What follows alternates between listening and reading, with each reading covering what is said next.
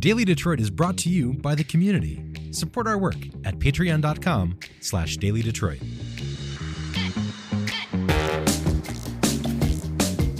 There's a story we often tell ourselves about the American economy, particularly when we talk about trade, manufacturing, and small business, something that Metro Detroit knows well. It is often simplified in political debates, one focused on bringing jobs back, on buying American, on protecting local industries through measures like tariffs. But the reality, as lived by the people actually making stuff, sourcing ingredients, and meeting payroll, is often far more complex, tangled in global supply chains, and influenced by forces far beyond their control. Homes, families, and livelihoods are at stake, while people up top seem to be posting through it. What does it really mean when tariffs are threatened, implemented, and changed, creating uncertainty? How does a third-generation bakery navigate getting ingredients like chocolate, which simply isn't grown commercially in the United States, or finding replacement parts for machinery that's just not made here? What happens to prices, to cash flow, to the viability of a beloved local business when costs for everything from healthcare to shipping surge, and it feels like the people in elected office only care about the biggest billionaire businesses? My guest today, Joe Hakim, is the general manager of Ackroyd's Scottish Bakery, a long-standing institution in the Detroit area. And he's been doing something relatively unusual, using social media to be transparent about the granular, often frustrating, day-to-day realities of running his business while dealing with these pressures. After all, this isn't abstract economic theory for Joe. This is real life, and we are going to talk about it, all with a local lens.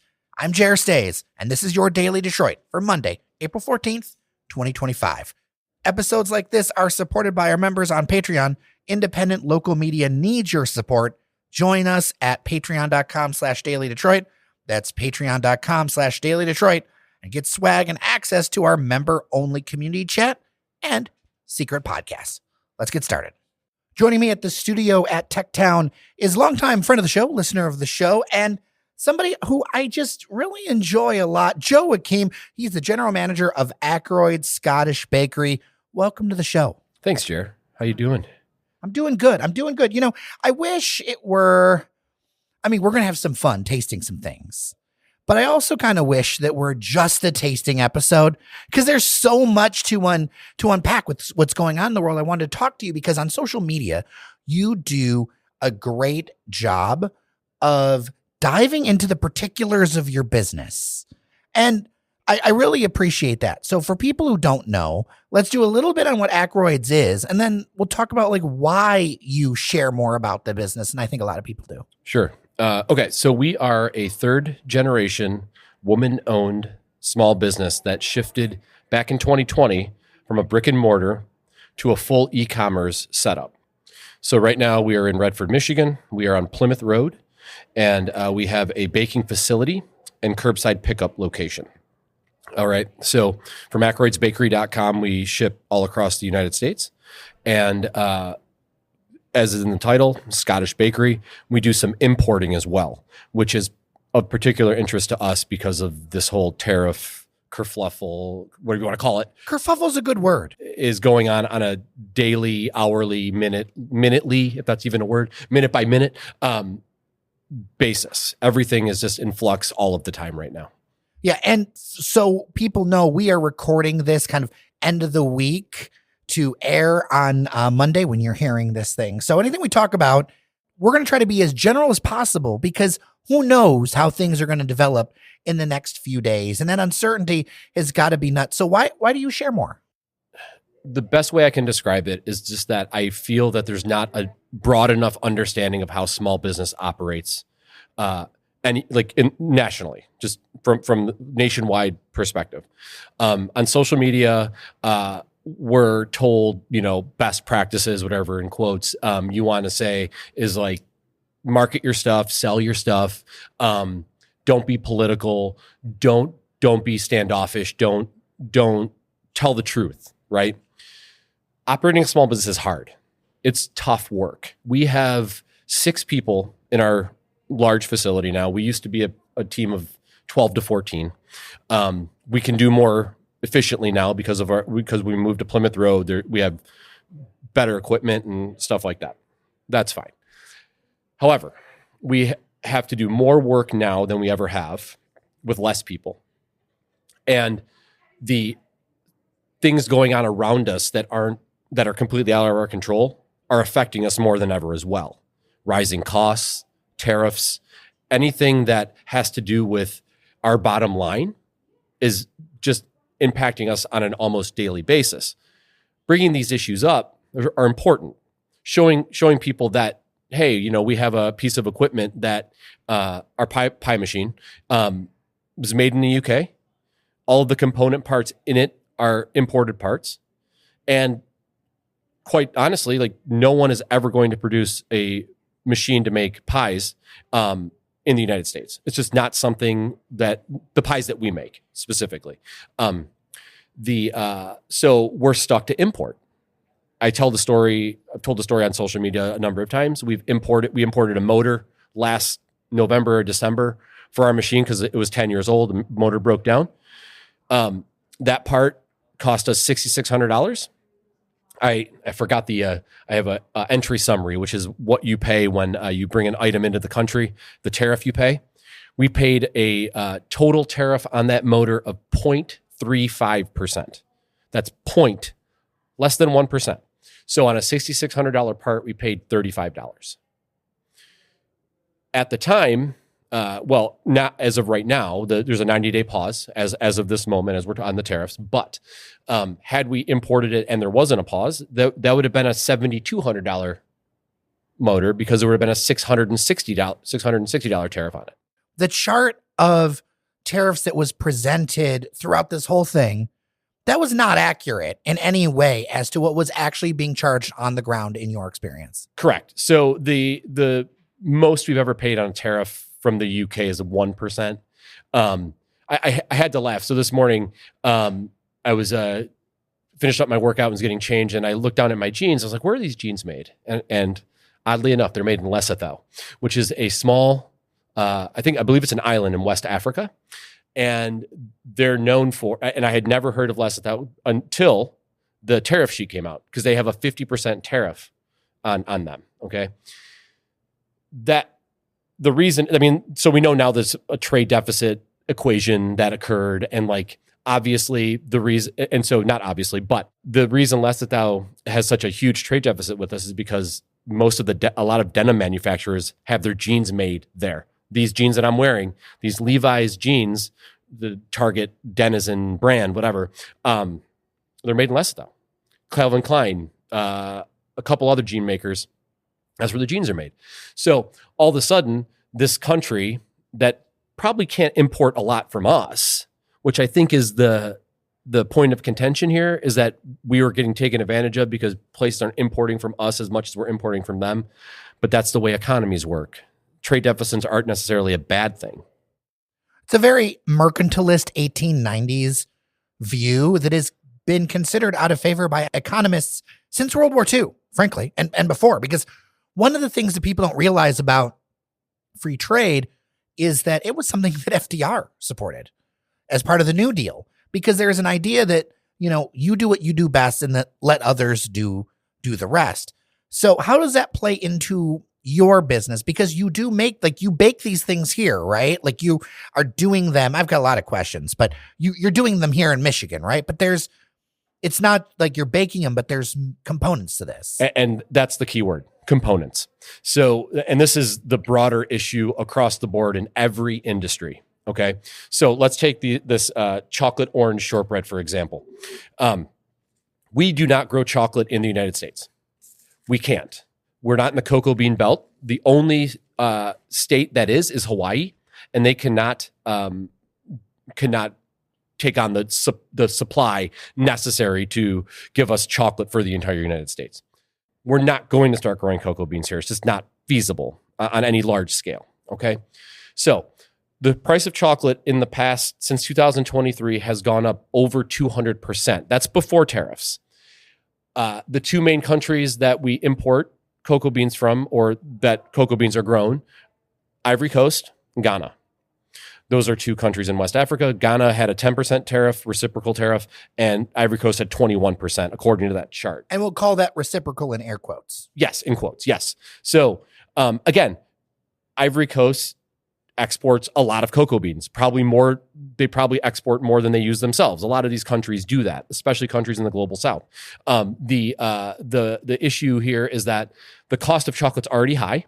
I did a video recently, a case of 25-pound case of chocolate chips was $75 2023. It's $185 now for a 25-pound case. Same chocolate chips, not better quality, anything like that. Add a tariff to that, that's another 20%. So then you're looking at, what is that? $240 or whatever that the price may be. That's not even considering the bag that shortbread is in. Those bags are produced in China. The Chinese tariff is still on, 125%. So what did we do today? What did Megan Ackroyd, the owner of the business, and I sat down, looked at the place we get the bags from. We spent $600 on bags. And this is a further issue. So we'll talk about components, but I want to talk about cash flow as well, because small businesses have issues with cash flow a lot, especially seasonal businesses like ours. But all of these items, component items, right? There's ink on those labels. We print our own labels. The ink may be from another. I'm not sure where the ink comes from. That birthday cake shortbread has vanilla in it. Vanilla is primarily grown in Madagascar. Okay. The fruitcake, the tin that the fruitcake is in is from Italy. There's ingredients in there: orange peel, walnuts, dates.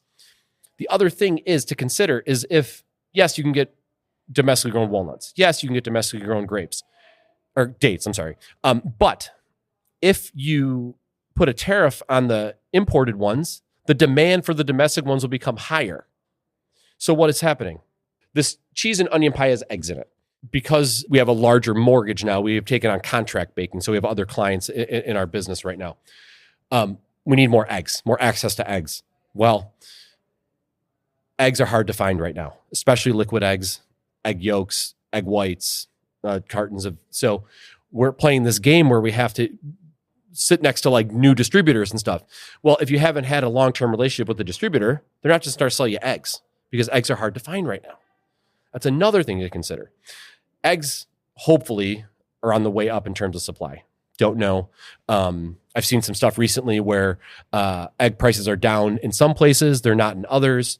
I don't want to speculate about that. I don't know enough about eggs to know whether or not they're going to go down in price. However, I can tell you that there are a lot of moving parts for us, even without the need to have to deal with tariffs and the sourcing of items that quite honestly, they're just not made here. It seems to be a very delicate dance. And so you're a small business. You only have so many resources to work with. So we were saying about cash flow. I think about that from a small business perspective being you only have so much ammo that you can use at a certain time. And the more you can spend, the better deals that you get, right? But it is not always available to you. So yeah, you're talking about economies of scale. So you can order a pallet of this, a container. So, and this can talk about tariffs as well. So when things are shipped from another country, they're often shipped across the ocean on a ship, because that's the most cost-effective way to do it, on a large freighter with pallets and pallets of containers or shipping containers full of stuff. If you can charter an entire ship, good for you. You're going to get the best deal you possibly can, full of whatever you have. But the sticking point then is that if that, let's say it's coming from China, when that hits the port, that is going to incur 125% tariff. As we're recording this. So, I mean, the bottom line though, is that larger ship allows you to stuff whatever you want at the lowest possible price. And when you're buying things in smaller amounts, you have to pay more per thing. Correct. And the other thing to consider though is when you say like, not whatever you want necessarily. Sometimes you have to buy a pallet full of one thing, which for a business like ours, we don't sell a pallet of anything, like a full pallet of much throughout the year, or we can't. And the other thing to consider is that we can't necessarily because of cash flow, pay out for a pallet of something. So we're left to buy whatever a distributor brings in or whatever we have access to domestically. But when I use the word domestically, I'm saying someone's already imported the good. Right. So when I'm buying, let's say HP sauce, which is a condiment in the UK, a brown sauce that we put on the pies or whatever, that item was already, the tariff on that item was paid for by the distributor, but it's already built into the price. So if there is, let's say, a 10% tariff on a case of HP sauce, say the case is $50, well, it's now 55. The U.S. company that's the distributor paid the tariff. Correct. And then they have to mark that up and pass that on to you so that they can make money. Yes. And as the retailer, the small business at the end of the line before the consumer buys, we are the ones that also take on the brunt of the complaints and why are your prices higher? So let's talk about that a little bit, because I feel like there's a lot of anchoring that goes on for people. The first time, whatever they buy something, that's what anchors in their brain. And that could be in 2002. That could be in 2008, right? But these things march up in price, not just due to not just tariffs and things, but inflation and everything else. So you're always having to push this dance. And there's also price sensitivity as well, because at some point you charge so much that maybe people won't buy it anymore. How do you balance that? That's a really difficult balancing act. And your example of 2002, 2008, we've been in business since 1949. We have people that remember what we were charging in the 80s, in the 70s, in the 60s. And I mean, we have a photo on our website that has 3 pork pies for 99 cents. Right now, a box of 4 pork pies is $25. That is not out of greed. And I say this, I've said this before too, small businesses have very little wiggle room in their pricing. So what we do is we price for survival. Very rarely do we price for thriving. So we, using Megan and I as an example, we have not given ourselves a raise in 5 or 6 years. There hasn't been an opportunity to. Why? Because costs are out of control too. When I say that, things like healthcare, right? 18% on a year to year is what we assume is going to happen. That's on the low end as an increase. But we get mid-year increases on shipping rates sometimes from UPS and FedEx, and they're called industry standard. But from our perspective, it's essentially price fixing. It's basically FedEx is going to go 5%, we're going 5%.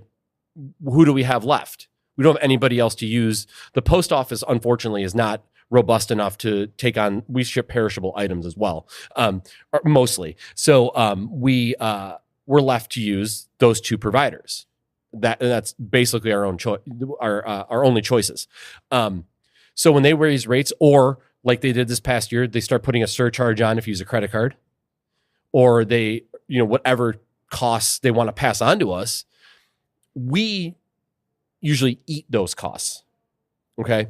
So with the tariffs are a much different, we can, when we get an invoice from our distributor, HP sauce has gone up. We have a formula on our website. It's okay, well, we mark it up this much. Essentially it's 50%, give or take. And that's what we do. And so if a bottle of HP sauce is $5.50 instead of $5, it's going to be $11 instead of $10. We're not making that much more. We're not rolling in any type of dough, to use a bad pun, but there's also a bit of romanticizing that goes on in the baking industry, that you're sitting there playing with pastries and flour and sugar and chocolate and everything's happy and it's all puppies and rainbows. It's not. It's heavy. We're talking 50-pound bags here, lifting this into there, making sure every recipe is done to the point of excellence where we're okay with selling these items. Yes, we're happy to be doing what we're doing, but the costs that we're dealing with right now make it much more difficult to find a balance between a work-life balance where we're happy in our life as well as at work. That inability to price for thriving has got to be, you put so many hours in. There's no way you're working a 40-hour work week. To not feel like you're thriving is got to be difficult. like emotionally. 100%. 100%. And there is, I mean, if you look at our, you look at our cars, like I'm driving a car with 150,000 miles on it. You know, we drive our cars into the ground. Even the thought of a new car is well out of reach for us. And I'm not saying this for any type of sympathy. Like these are choices that we make, that we've made, and we're committed to making this business successful. It's just becoming more and more difficult. And even with the mental health kind of strain that we're going through, I can't say I'd want to do anything else at this moment. But part of what I'm doing and part of the joy that I'm getting from what we're doing are these videos that I'm doing. It is letting people know that this is hard work. And going back to the tariffs for a second, I've been trying to comment on national news stories, like much to my dismay, because there is this large misunderstanding that we can simply start manufacturing everything here. That leads into the next question that I was going to have is how difficult is it to source some of these things? Because you'll see a lot of social media comments, a lot of people who are very politically polarized around this say, well, you can just switch to an American supplier. I can tell you that we're doing these mugs as a giveaway. These don't exist, right? And that's my own personal opinion. And when they do exist, it's a very high price. I think about all the people who say they want an American-made t-shirt. And then that price, it does exist, but that price is very high. How difficult is it to find suppliers for the kinds of things that you're doing? So the raw materials, luckily, are all pretty like flour, butter, sugar, pretty easy to find, right? It's when you get into the packaging that it becomes more difficult. And it's when you get into things like, we sell merchandise. We sell what's called print-on-demand merchandise on our website, and our partner is a company called Printful, and they sent us an email. They sent an email out this week about the tariffs, and they said we're not going to raise prices yet, which is kind of prescient because they, the 90-day pause as we're talking, right? But they said that this is something that we're watching very closely, and all of the T-shirts that I've purchased from them with our branding and stuff on it have been from, I want to say, like Honduras or something in that area, right?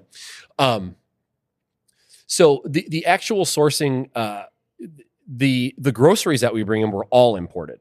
So we've kind of halted that for a moment, and we bring in only the things that we need. We didn't bring in any Easter candy this year, just out of an abundance of caution.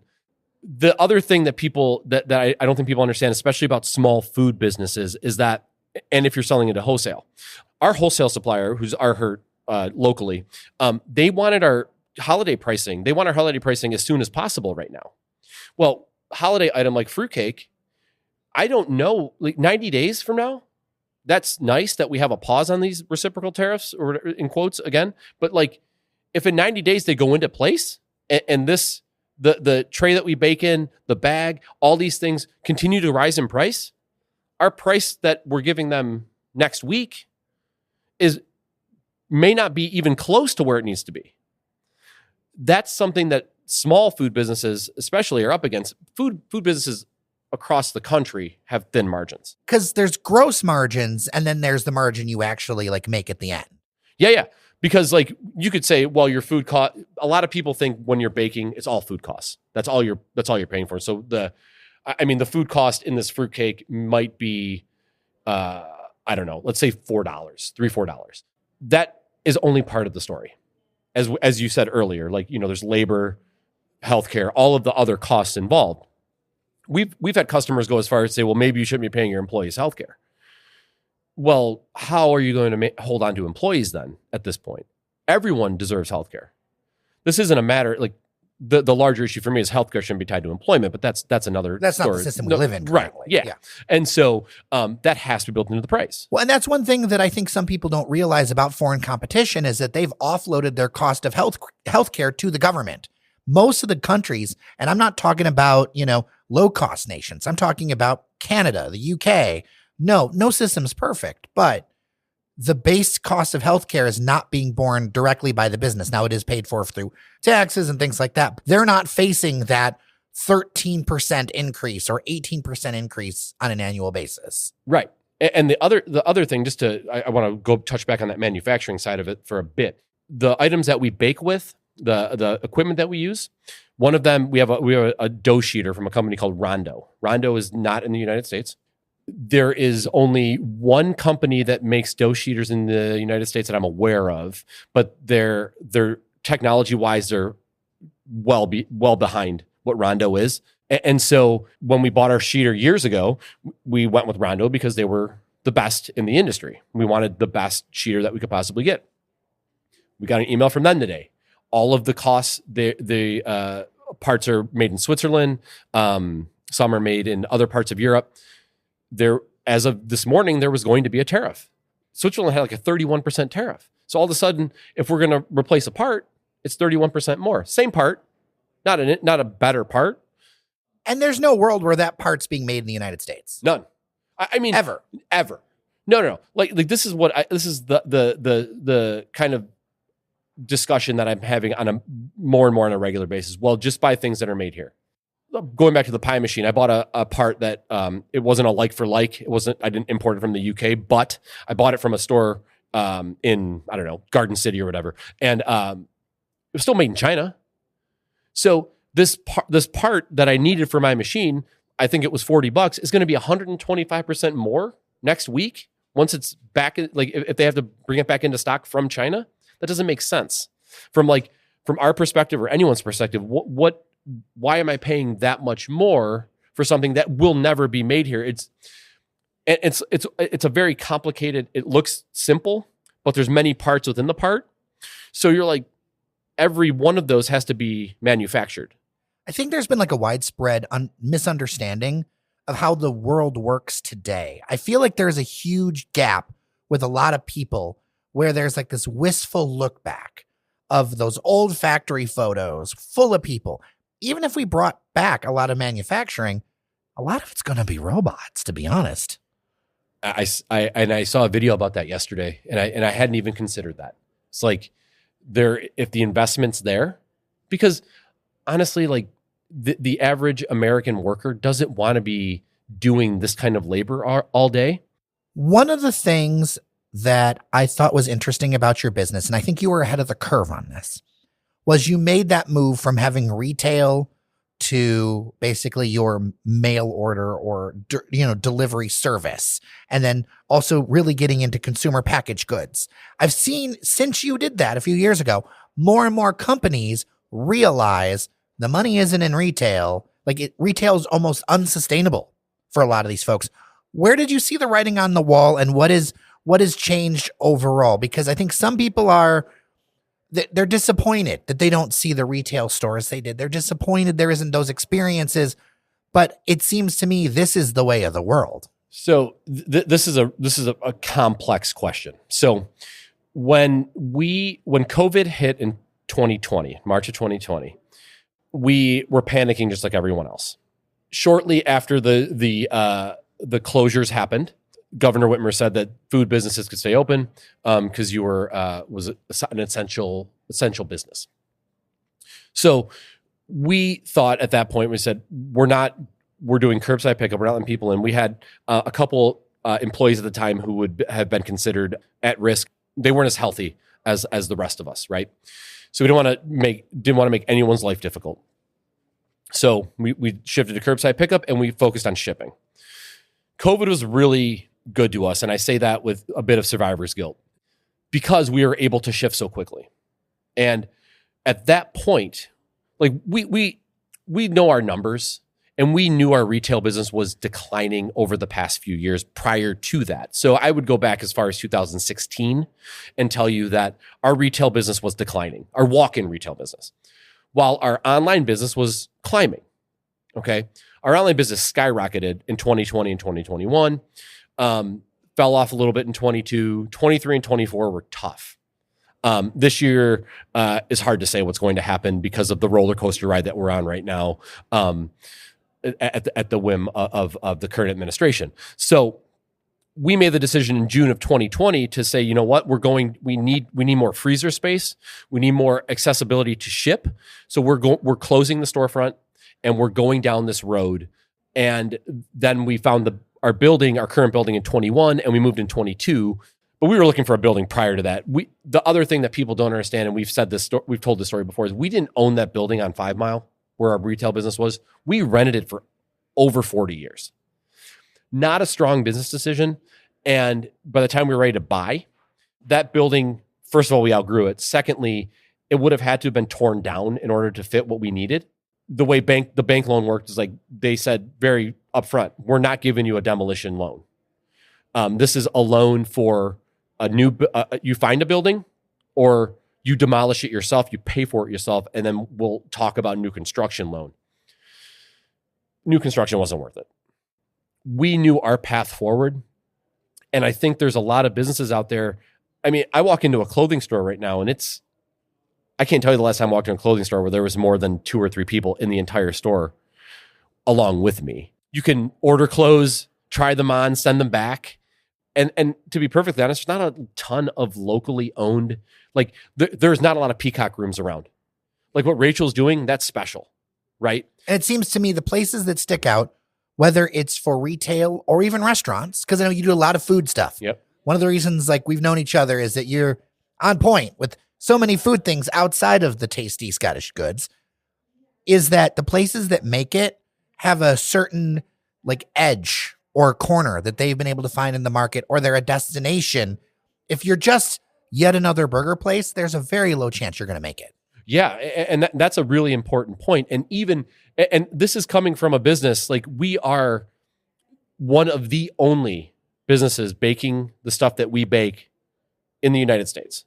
We have, we don't believe in competition, but there's maybe 6 of us nationwide. 1 or 2 ship.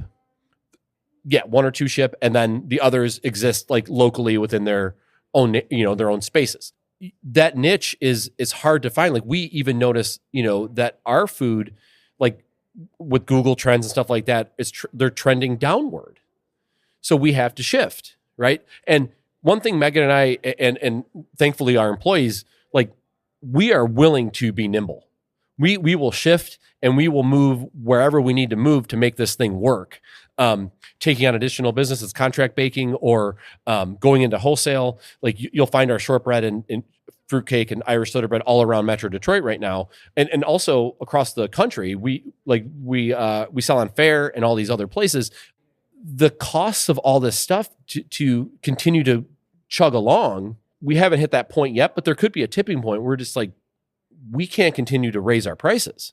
This is a problem that I think a lot of businesses are facing.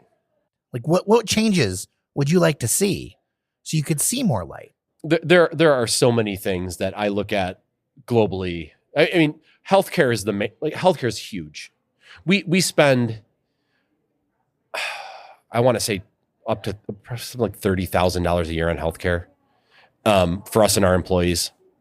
We pay part of the premium. They pay the rest of it.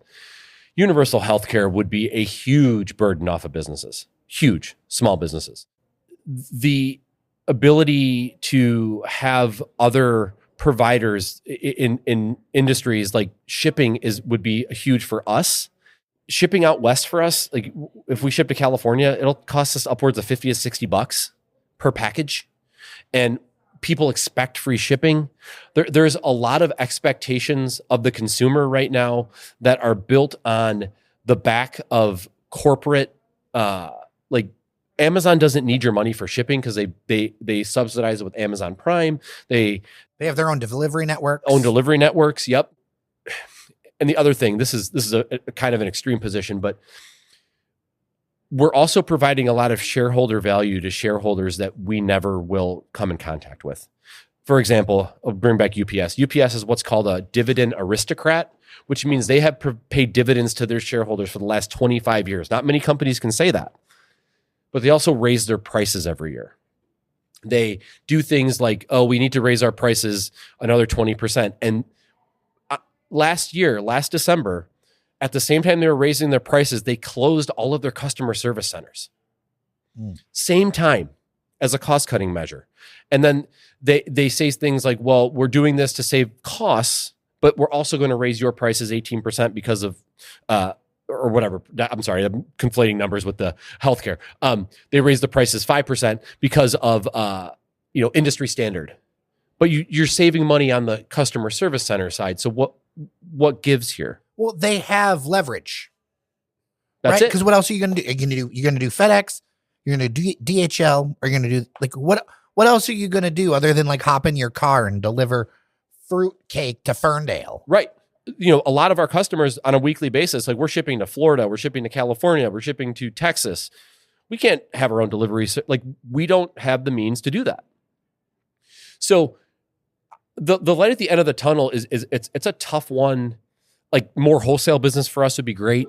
But again, like these are all things that like require work, and Megan and I are the ones leading the sales, like in terms of like finding new sales paths. We can't afford to hire a salesman. We can't afford to hire someone that's strictly focused on that. So earlier today, before I came here, our pie machine broke down. And so I had to spend 2 hours figuring it out because no one locally can work on our pie machine. And then I made a batch of shells because we had to make meat pies tomorrow. And here I am now. I didn't do any marketing. I didn't do any website updating. I'm the one that does all this stuff. It's multifaceted what we do. And it strikes me this is part of why you see so much of the financialization of businesses, because many people will see what you're going through and they'll just go, I'm going to sell out. I'm just going to cash my chips in. Or some larger conglomerate will put the money in and say, okay, but then there's going to be other changes where it's like you get lined up with other people and then it just becomes all about scale. Like the blitz scaling of the technology age has hit small businesses and like atom bits too, it seems like to me. All the rage right now is probiotic soda. So there's this brand called Poppy, and they were recently bought by Pepsi for $11 billion or something like that. And when I saw that headline, the first thing I said was good for Poppy. Like, congratulations. Like, and now it's Pepsi's thing and not your thing. And you know what? That's perfectly cool. Like, that's what Megan and I all the time say. Like, if something hits, let's say tomorrow we get a order, like Costco calls us and said, we want all of your shortbread. Well, we become a shortbread bakery and that's it. Like that's the nature of how this all works. We make a lot of different things, upwards of 50 different items in-house. That's hard to maintain. And so this, like, if someone were to come to us and say, we want to buy this part of your business and we only want you to do that, it's hard to say no to that, because that is potentially a light at the end of the tunnel. It's not the same as, let's say, like a private equity situation where they come in, buy you, strip you for parts, and leave you to waste, and then leave you with the debt. That's not what we're talking about here. This is something where, this would be much more strategic. And the great thing about Megan and the way she operates is she operates from a point of good finance and strategy. And a lot of that we can take that back. We've taken class with Zingerman's, who's a great local small business, much larger than us, but still on the small scale. They do these classes, and they taught us a lot of the things that I'm talking to you now about, especially the good finance part of it. Is like you have to have a good grip on your numbers, even though it's completely upsetting 75% of the time as a seasonal business. All right. Well, if people want to know more, they want to order some stuff, what can they do? So you can find us basically anywhere. The main place is ackroydsbakery.com. That's ACKROYDSBAKERY.com. We're on TikTok at Ackroyds, everywhere we're at Ackroyds Bakery. TikTok, Instagram, Facebook, all those places. You'll see my face everywhere, and Megan's face as well. We are very, very vocal and very, very active in those spaces and trying to get the message across. And we are advocates for all small business, not just ourselves. We're talking about our food now, but we understand the struggles that small businesses are going through, and we see you, and we want to help you. So if you reach out to us, we will do our best to help you in any way we can.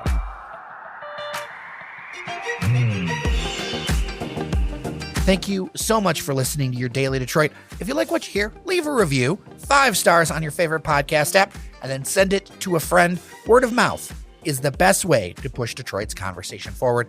I'm Jair Stays. Remember that you are somebody, and we'll talk tomorrow.